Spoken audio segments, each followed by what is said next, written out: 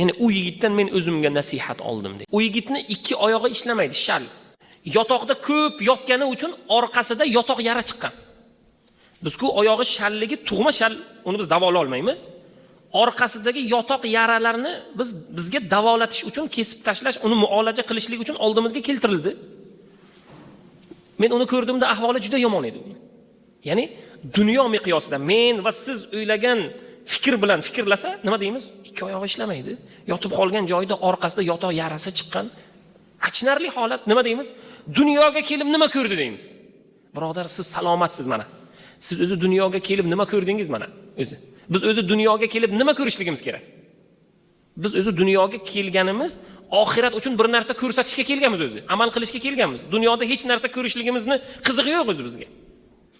Men doktorman dedi va aytdim, o'g'lim, sizni oyog'ingiz ishlamaydimi dedim.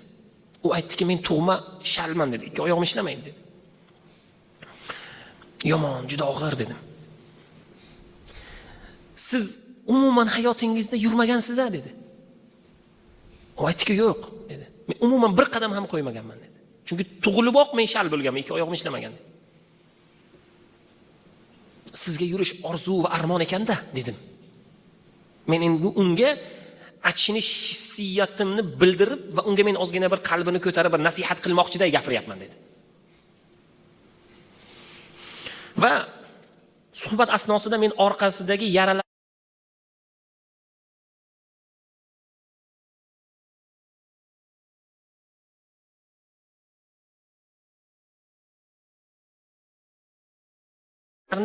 tuzatyapman dedi. Olib tashlayapman, kesyapman, joyiga dori qo'yyapman, shunaqangi muolajalarni qilyapman dedi. Yigit jim va qanaqangidir xursandroq kayfiyatda. Bu holatdan uncha xafa emas. Oyog'i ishlamaydi, orqasida yotoq yara chiqqan yotganidan uncha xafaga o'xshamayapti deydi. Siz Alloh taolodan duo qilib so'ramaganmisiz? Shuncha odamlar yuryapti, nega men yura olmayapman? Ya Robbiy, menga ham oyog'imga quvvat ber deb so'ramaganmisiz?